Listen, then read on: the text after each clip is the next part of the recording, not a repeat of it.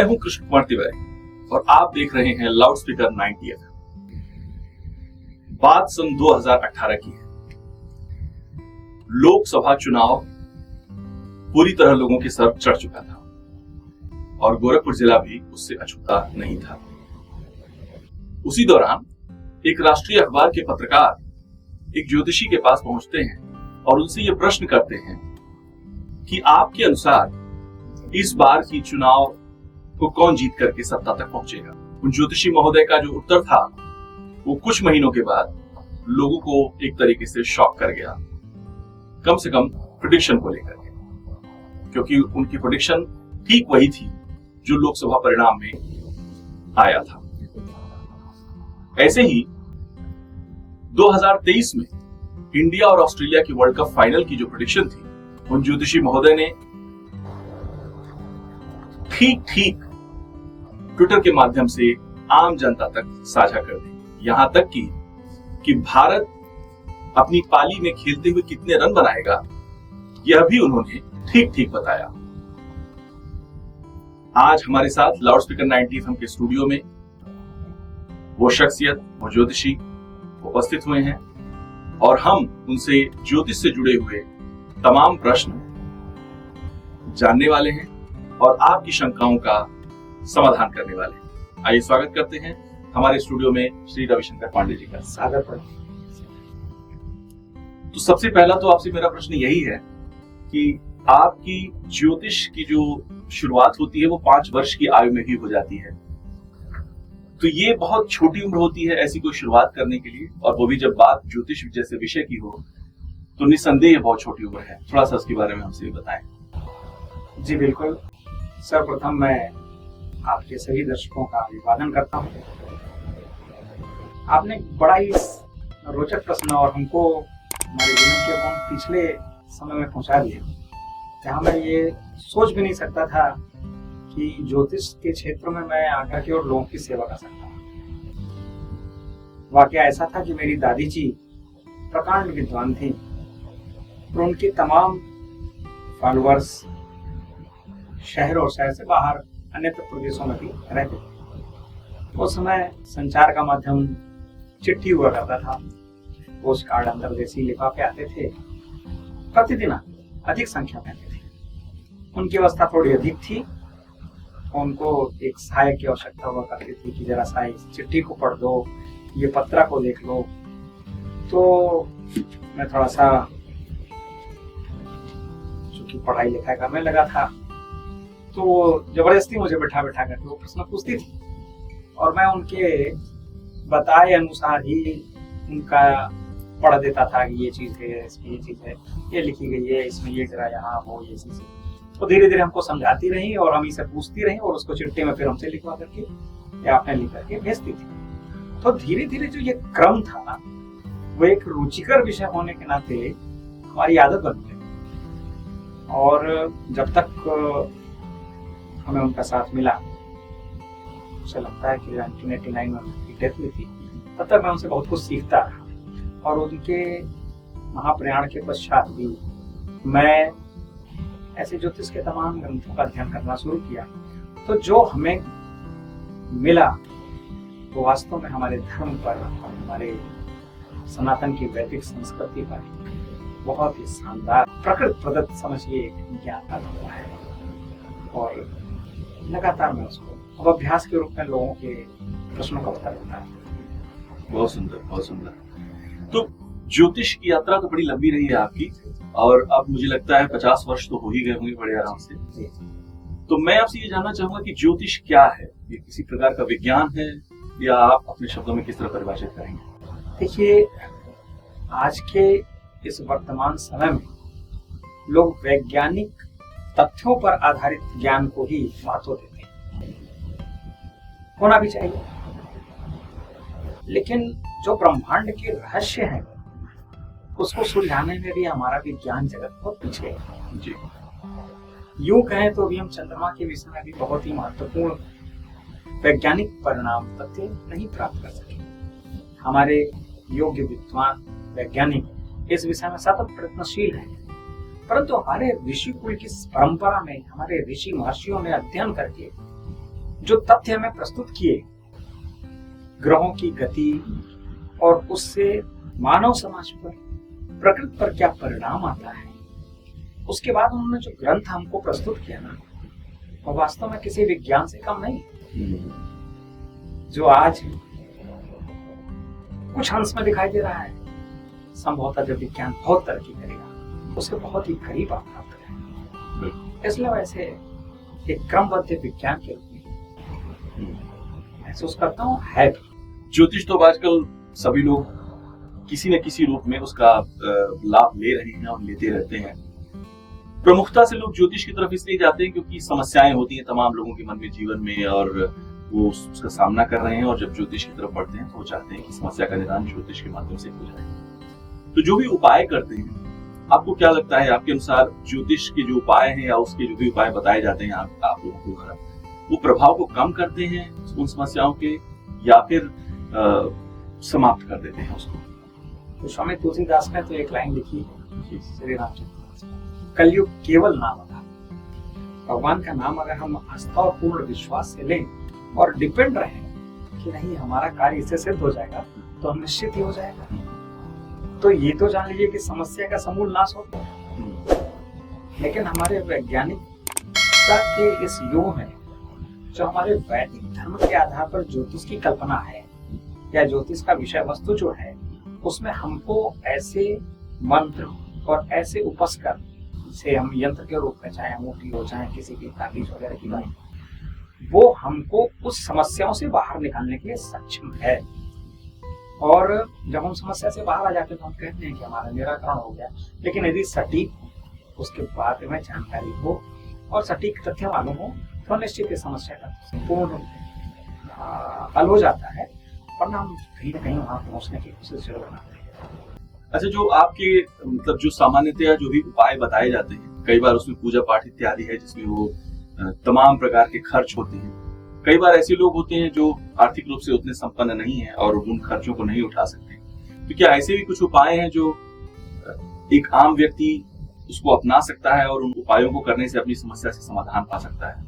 देखिए, ज्योतिष कभी भी ऐसा दुरूह कार्य नहीं बताता, क्योंकि वो हमारे सोर्सेस में है, जो हमारे एस्ट्रोलॉजी के सोर्सेस में है, हमारे धर्म के, ऐसा कोई कार्य नहीं है जो कि आप संभव नहीं है आप कर सके।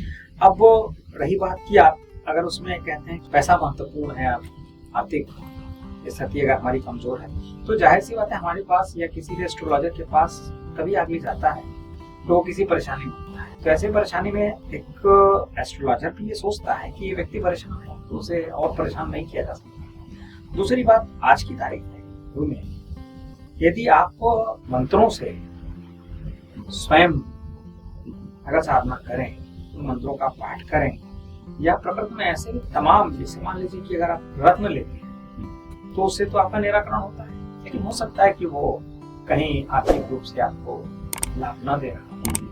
तो उसके बाद भी ऐसे हमारे वनस्पतियां हैं जिनका ज्योतिष में उपाय है।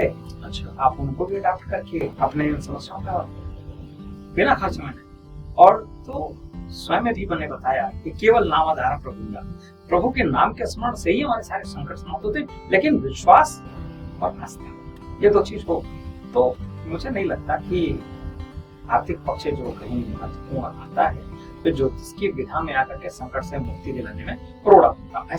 अच्छा, जो अभी आपने आर्थिक पक्ष की बात चूंकि हो रही है और हम लोग ज्योतिषियों की भी बात कर रहे हैं, आजकल के समय में ये जीविकोपार्जन का भी विषय बन चुका है तमाम लोगों के लिए, और वो इसको एक जीविकोपार्जन की विधा बना चुके हैं।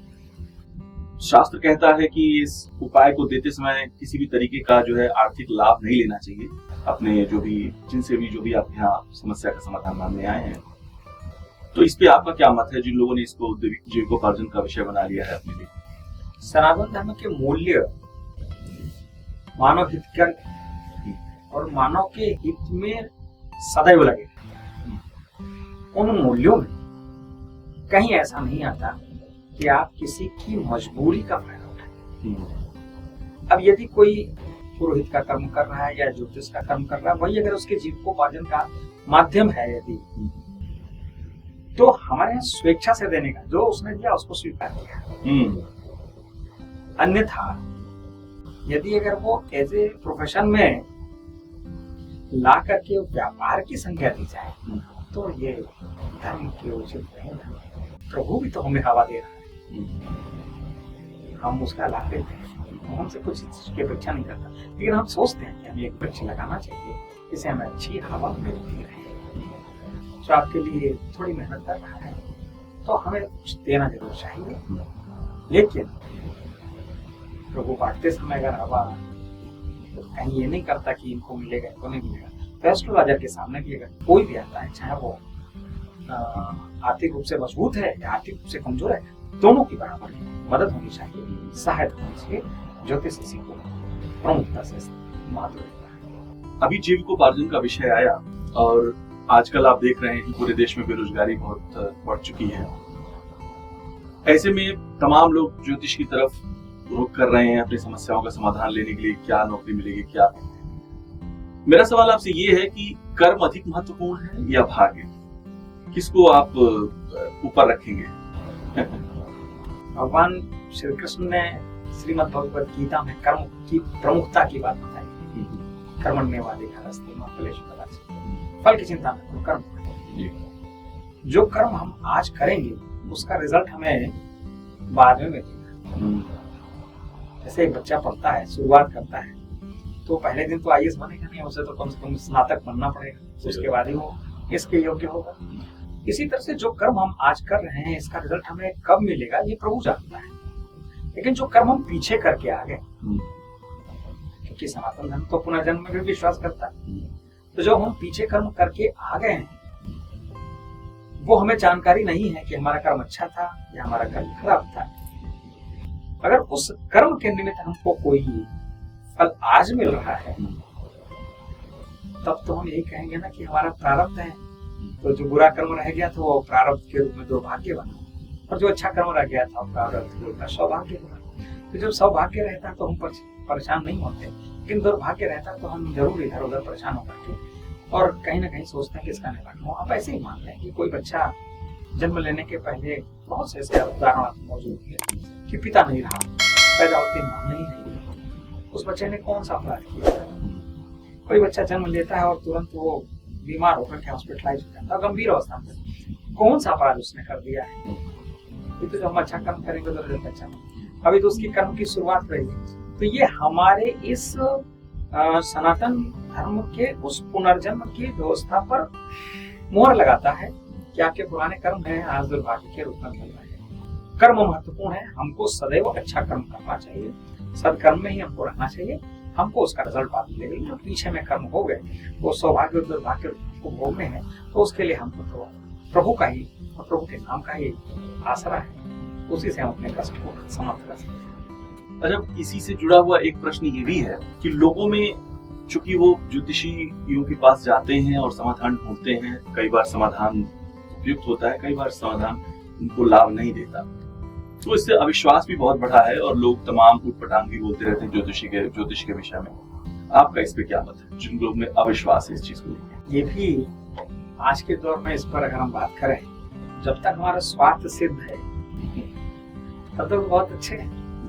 आप सदैव अच्छा कार्य करते रहिए, एक दिन अगर किसी के साथ खराब कर दीजिए तो आपको बुरा भला बोले। हमारा एक धर्म होना चाहिए कि हम उचित, और अगर उन्होंने अपने विवरण सही बताए तो हम उन्हें उनके कष्ट से बाहर निकालने का उपाय रखें। सामने वाले को भी उसे आस्था और विश्वास का परिचय देना पड़ेगा, वरना यदि चिकित्सक महोदय बच्चे पर दवा लिख दिए और वो घर में ले जाकर के नुस्खा रख दिया, उन्होंने दवाई नहीं खाया, तो डॉक्टर की गलती। यदि डॉक्टर ने दवाई लिख दिया और कहा कि 1 हफ्ते खाइए और 2 दिन में ही बंद कर दिया, तो डॉक्टर इसमें असहाय स्थिति का निश्चित ही है कि आज के वर्तमान समय में ज्योतिष शास्त्र को भी लोग उन्होंने एक नए प्रोफेशन में अपना लिया है।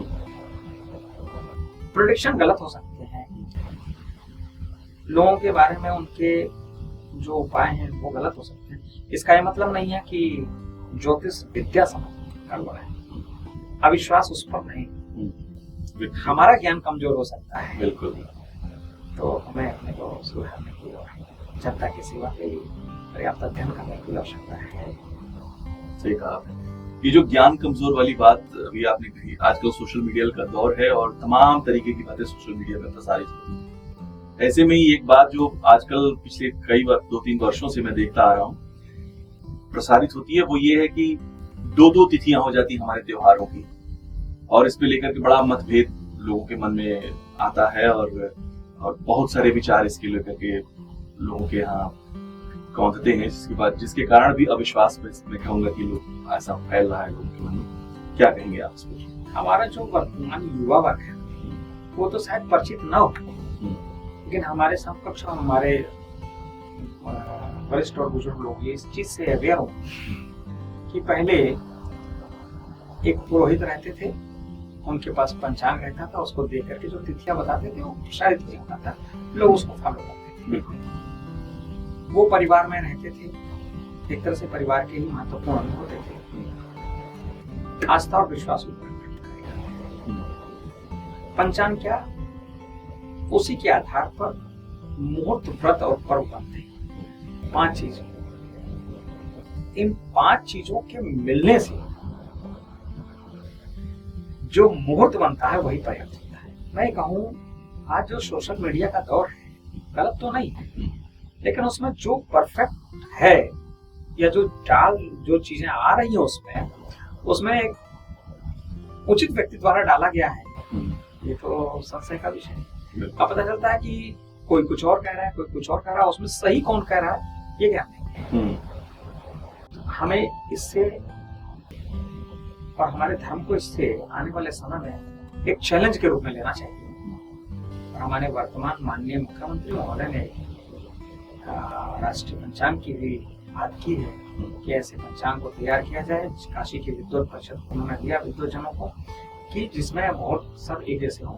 होता ही है कि कोई भी मुहूर्त निकालने के लिए हमको 5 अंग की आवश्यकता होती है। इसमें मास, पर्व, तिथि, योग, करण, मुहूर्त, नक्षत्र, ये 5 चीजें जब मिल जाती हैं तो ही कोई मुहूर्त होता है। अब हम अगर खाली उदया तिथि से देख लें या उदया तिथि को छोड़ दें तो उस पे हम खाली आज ये होना चाहिए, कल ये होना चाहिए, तो ये 2 भ्रम पैदा हो रहा है। और इसमें कहीं ना कहीं ये सोशल साइट भी उसको हवा दे रही है, जिससे दिक्कतें बढ़ी। और इस पे योग्य व्यक्ति की सलाह लेना और पंचांग पर आधारित करके देखने से इन सारी चीजों में जवाब मिल जाता है। तो ये तो कुछ ऐसे प्रश्न थे जो मुझे लगा कि आपसे ज्योतिष के संदर्भ में पूछने चाहिए थे। अब कुछ प्रैक्टिकल क्वेश्चंस हैं जो मैं आपसे करना चाहूंगा, जो मुझे तमाम ऐसे मित्र यार और मेरे स्टाफ इत्यादि लोगों ने दिया है। जो सबसे पहला प्रश्न है वो आपसे जो मैं करना चाह रहा हूँ वो मांगलिक दोष से संबंधित है। मांगलिक दोष हमारे समाज में बहुत ज्यादा चर्चित एक ऐसा दोष है कुंडलियों में जो पाया जाता है, और लोग कहते हैं कि इससे बुरा प्रभाव पड़ता है। और कई बार ऐसा होता है कि मांगलिक दोष के कारण लोगों की शादियां बहुत देर से हो रही हैं, 40-40 वर्ष तक लोग पहुंच जा रहे हैं, उचित उनको संबंध नहीं मिल पा रहे हैं। इस पे आपका क्या मत है मांगलिक दोष? जो हमारा ज्योतिष शास्त्र में गीत है कि मंगल जब जन्म कुंडली के लग्न, चतुर्थ, सप्तम, अष्टम, 12वें भाव में बैठा हो मंगल दोष बनता है। कभी कभी इसका निराकरण भी दिया हुआ है। तो 12 राशियां और 9 ग्रह के संयोजन से ये सभी लोगों की कुंडलियों का निर्माण होता है। इन 1, 4, 7, 8 और 12 भावों में यदि मंगल है तो मांगलिक दोष होगा। ये तो कुंडली में हुआ। अब मांगलिक दोष का जो प्रभाव है ये हमारे ऋषि मुनियों ने लिखा कि इसका दुष्परिणाम दाम्पत्य जीवन में, दाम्पत्य के स्वास्थ्य में और जीवन में संपर्कों का कारण होता है। और देखा भी गया है कि जिन जगहों पर मांगलिक दोष आते हैं वहां पर अधिकांशतः लोग परेशान होते हैं। विवाह में विलंब भी होता है और विवाह के बाद दाम्पत्य के स्थायित्व में और स्वास्थ्य में कहीं न कहीं उसका असर दिखाई देता है। तो मंगल दोष अब कुंडली में यदि इन स्थानों में ग्रह है तो वह सदैव रहे।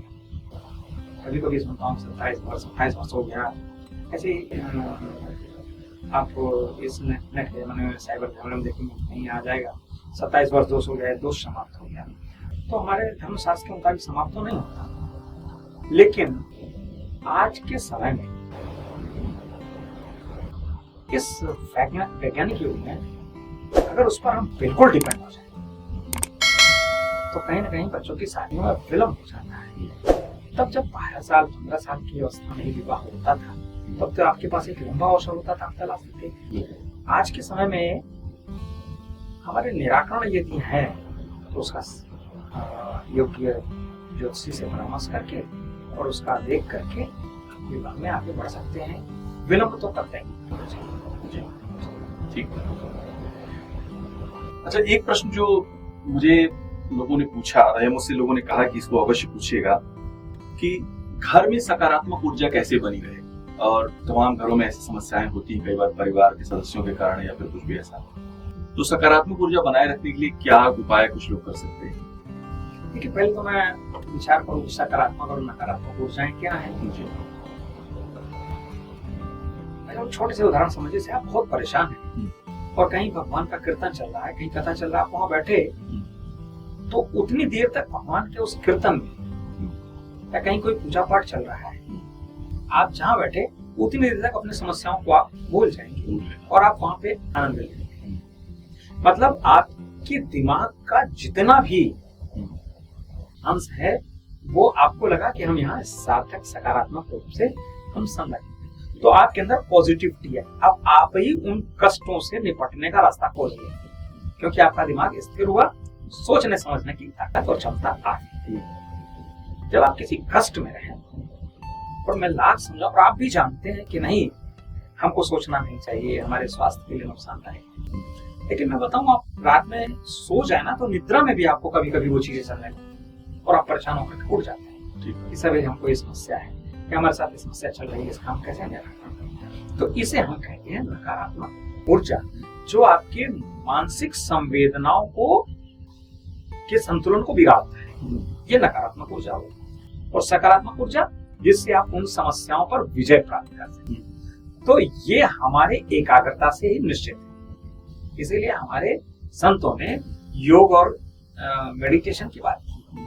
तो मेडिटेशन करना और योग करना आपके अंदर सकारात्मकता भरती है और माहौल में, वातावरण में, परिस्थितियों में हमारे अनुरूप काम नहीं हो रहा है, ये सब हमारी नकारात्मक शक्तियां हैं जो हमें परेशान करती हैं। और हम कहीं ना कहीं इसको इस नकारात्मक शक्तियों की के विषय में मिसले कहेंगे कि ऐसी होती हैं जो हमें परेशान करती हैं, क्योंकि नकारात्मकता यदि हावी हुआ जीवन में तो हम अपने उद्देश्य से भटक जाते हैं। ये एक महत्वपूर्ण है। तो इसलिए हम कैसे सकारात्मक हो, हमारे अंदर योग और एकाग्रता होनी चाहिए। अब जैसे आप बहुत परेशान हैं और कोई किसी के पास गए, उन्होंने कहते हैं नहीं आपका ऐसे करेंगे ठीक हो जाएगा। उसे लग गया कि हाँ मेरा कोई बहुत बीमार है, कई दिन से तबीयत नहीं ठीक हो रही, किसी अच्छे चिकित्सक के पास गया, उसको विश्वास हो गया कि ये ठीक कर देंगे। उन्होंने कहा नहीं आप ये दवाई खाइए आप ठीक हो जाएगा। तो उसके अंदर पॉजिटिविटी आ जाएगी और वो पॉजिटिविटी उस मेडिसिन के साथ उसे स्वस्थ करने में सहायक हो जाएगी।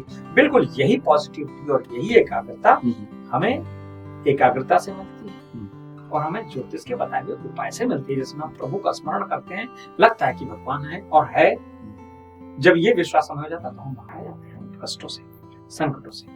तो ये नकारात्मकता वास्तव में हमको परेशान करती है। और दूसरी बात जो हमारे परिपाटी में आ गया कि बुरी आत्माएं हैं, बुरी शक्तियां हैं, परेशान करती हैं। तो ये बुरी आत्माएं, बुरी शक्तियों के विषय में भी यदि हम बात कर लें तो जाहिर सी बात है कि इस भौतिक जगत में यदि किसी की मृत्यु हो जा रही है तो जब तक वो जीवित है तब तक तो उसे हम बाई नेम बाई फेस जान रहे हैं।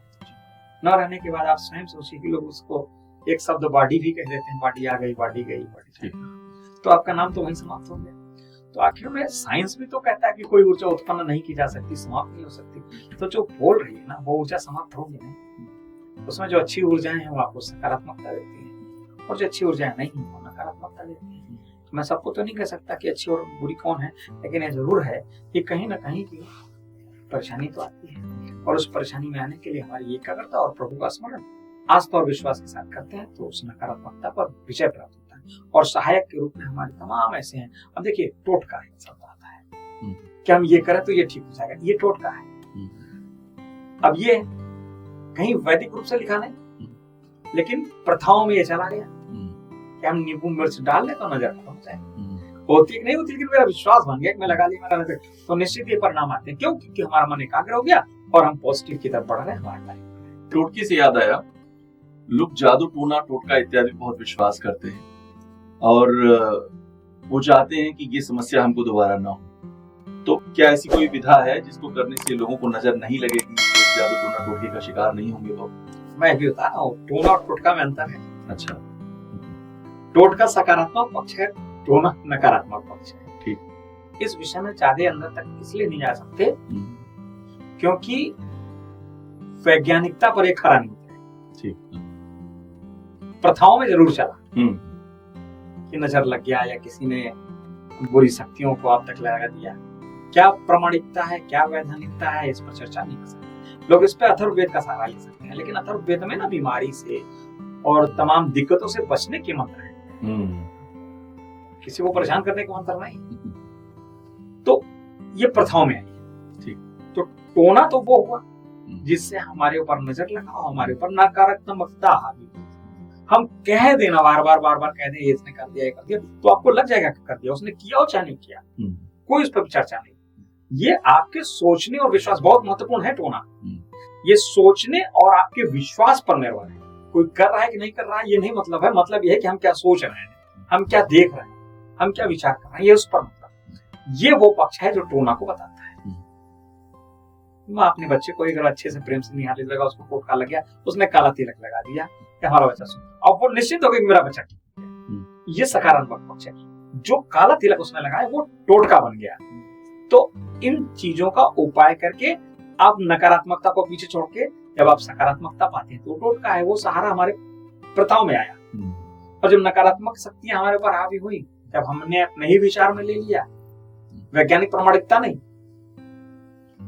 लेकिन ये चलन में आ गया, प्रथाओं में आ गया, तो हम परेशान हैं। अब उस परेशानी के दौर में हम सही जगह जा रहे हैं ये गलत जगह आ रहे हैं, ये हमारे पर निर्भर है। लेकिन कहीं ना कहीं मैं कहता हूँ कि प्रभु के नाम का सहारा ही समस्त दुखों को समाप्त करता है। विश्वास रखें, आस्था रखें, तो न टोटका की आवश्यकता पड़ेगी, न टोना कोई कर सकता है। एक और विचार जो इसी से कमोबेश जुड़ा हुआ है कि लोग कहते हैं कि अच्छों के साथ अच्छा होता है और बुरे के साथ बुरा होता है। बड़ा आजकल के समय में अगर देखें तो परिणाम कुछ उल्टे ही दिखाई देते हैं ज्यादातर। तो इस पे आपका क्या मत है? भौतिकवादी समाज एक कलयुग का समय चल रहा है। ठीक। हमारे सनातन मूल्यों पर बात करें तो विश्व पुराण में पहले ही लिखा था है कि अच्छी शक्तियां परेशान होंगी और बुरी शक्तियां आनंद में रहेंगी। ठीक। तो ये तो हमारे धर्म का मूल्य पहले से स्थापित है, इसलिए हम हमको बहुत सी चीजें ऐसे दिखाई देती हैं, जबकि सच्चाई है प्रभु ने स्वयं कहा है आप अच्छा कर्म करेंगे तो अच्छा ही होगा, बुरा कर्म करेंगे तो बुरा होगा। और ये सब यदि आप इस थ्योरी पे, इस सिद्धांत पर आगे बढ़े तो आराम से नींद भी लेंगे और परिवार में सब अच्छा ही रहेगा। एक सवाल इसी अच्छे बुरे से जुड़ा हुआ है। लोग सामान्य देखा है मैंने कि अपने घरों पे घोड़े की नाल इत्यादि लगा देते हैं, इस पे आप क्या विचार? जी मैंने कहा ना, ये एक उपस्कर है हमारे यहाँ कि हम अपने इन ग्रहों के बुरे पे, क्योंकि हम ग्रहों से कवर होते हैं। ठीक। साइंस का अगर आपको थोड़ा सा अनुभव हो तो आप जरूर जानते हैं कि प्रत्येक ग्रह एक दूसरे पर विपरीत और बराबर क्रिया लगाते हैं। ठीक ठीक। इस साइंस द्वारा प्रमाणित है। तो ब्रह्मांड में तमाम ग्रह हैं और पृथ्वी पर हम हैं, तो जाहिर सी बात है उनके भी हमारे ऊपर कहीं ना कहीं इम्पैक्ट आ रहे हैं, उससे हम भी प्रभावित हैं। और हमारा ज्योतिष शास्त्र भी यही कहता है कि ग्रहों से ही हम गवर्न हैं। तो जब हमारा जन्म हुआ था उस समय इस धरती के करीब जितने अच्छे ग्रह थे वो हमारे लिए फेवरेबल रहे, और उससे अलग हट करके ग्रह, अब ये अलग और उस फेवरेबल की बात क्या किया, तो मतलब अब ये तो साइंस द्वारा निकाला जाएगा कि इन ग्रहों के गुण धर्म क्या है, आने वाले किरणों के गुण धर्म क्या है, कौन रेडियो एक्टिव है, कौन प्रकीर्ण क्षमता ज्यादा रखता है, कौन विघन क्षमता ज्यादा रखता है। लेकिन हमारे शास्त्र में शुभ ग्रह और अशुभ ग्रह की परिभाषा है। तो जब हमारा जन्म मान लीजिए शुभ ग्रहों की स्थिति में हुआ, और जब ब्रह्मांड में अशुभ ग्रहों की स्थिति धरती जहां हम है वहां करीब आई तो हम परेशान हुए, और जब शुभ ग्रह आए तो हम अच्छे हो गए।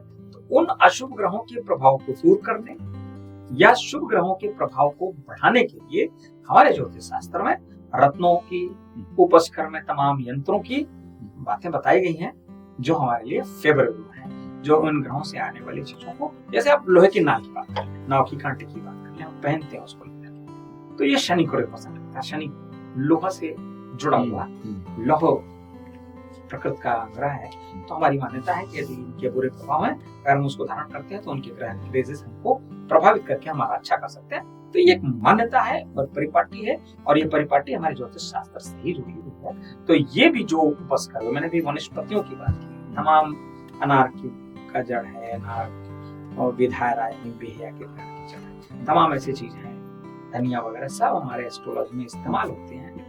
और रत्न जो भूमि से उत्पन्न होते हैं उनका भी क्या परिणाम है, ये सब ग्रहों से ही जुड़े हुए हैं। तो इन ग्रहों से आने वाली ऊर्जाओं को, हमारे नकारात्मक ऊर्जाओं को समाप्त करना और सकारात्मक ऊर्जाओं की अधिकता करने से हम वास्तव में इन कष्टों से बाहर आ सकते हैं। ये कहीं न तो आडंबर है, न कहीं पाखंड है। ठीक बात। ये अनुभव के द्वारा प्रमाणित है, जो हमारे ऋषि मुनियों ने लिखा और वर्तमान में उसका लाभ लोग प्राप्त करते हैं।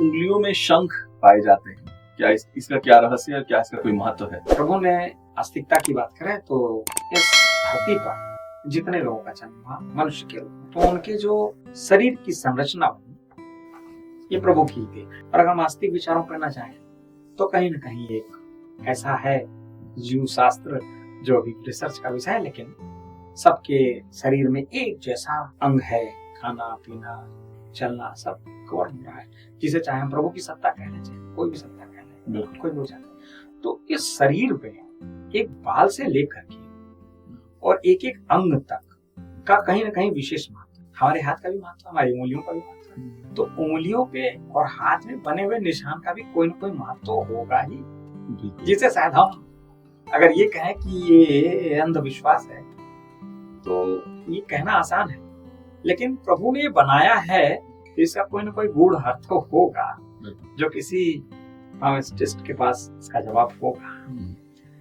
तो जब तक हम नहीं जानते हैं हम कुछ भी कह सकते हैं, और जब जान लेंगे तो प्रभु की उस व्यवस्था को समझ जाएंगे। तो अगर उंगलियों में शंख या चक्र का है, तो जहाँ तक मुझे ध्यान आ रहा है 10 शंकर आ जाए, 10 शंकर होगी, तो उसका कहीं ना कहीं इम्पैक्ट दिखता है। बच्चा धार्मिक है, बच्चा शिक्षा में आगे बढ़ रहा है, बच्चा राजसत्ता की तरफ है, तो सब दिखता है। और उसके हम कहते हैं फूल की पांव में दिखाई देते हैं, और उसका इम्पैक्ट हाथ में दिखाई देता है। हाथों की बात हो रही है तो एक प्रश्न जो इस विषय से निकल करके आ रहा है मेरे मन में, तो हाथों की लकीरों से भाग्य तय होता है, ऐसा सामान्यतः आमतौर पे देखा जाता है। उन लोगों का क्या जो जिनके हाथ ही नहीं होते? तो एक प्रश्न ये भी आपसे मैं, बहुत आसान है किसी भी व्यवस्था पर प्रश्न चिन्ह लगा देना, ठीक, लेकिन आप ये भी जानिए, और आज की तारीख में ये प्रश्न तो और समीचीन हो गया कि हर जगह तो मुझे मैंडेटरी हो गया उंगली का निशान लगाना, ना बायोमेट्रिक कर रहे हैं, आधार है तो बिना इसके पहचान नहीं हो रही आपकी। और जिनकी उंगली नहीं है, क्या उनका आधार नहीं है? और उनका आधार नहीं है तो क्या उनको पहचान नहीं, शासन में पहचान नहीं, इस भारत में पहचान नहीं होगी। विकल्प होगा तो जिनके हाथ नहीं है, हाथ सबके होते हैं, यदि किसी व्यवस्था में अगर नहीं है, क्या हो सकता है जन्म से ही नहीं है, उनका भाग्य नहीं है, तो उनका विकल्प मौजूद है। जब उन्होंने धरती पर जन्म लिया है, उस समय का विशेष महत्व है, उस पे बनी हुई जन्म कुंडली उनके जीवन की सारी चीजों को बयान कर देती है। यदि सही संपूर्ण जन्म विवरण मालूम हो तो उनका सब कुछ जाना जा सकता है और उनकी मदद की जाती है और की जा रही है। एक लंबे समय से, जब से हमारा सनातन का इतिहास है, लोगों की भलाई ज्योतिष शास्त्र के जरिए हो रही है। तमाम दुरूह प्रश्नों के उनके समाधान होते हैं। हाँ, थोड़ी बहुत हो सकता है कि सटीकता तक न पहुंचे, तो हम ये नहीं कहते कि हम परफेक्ट हैं, हमारा विद्या परफेक्ट है। हमारी आपसे बातचीत बहुत अच्छी रही और मैंने बहुत सारे विषयों के बारे में जाना। आई एम श्योर हमारे जो दर्शक हैं उन्होंने भी बहुत कुछ ज्ञान प्राप्त किया होगा इस एपिसोड को देख करके। आप हमारे स्टूडियो में आए और हमारे ज्योतिष से संबंधित शंकाओं का समाधान किया, आपका बहुत बहुत धन्यवाद। आपको भी सादा धन्यवाद।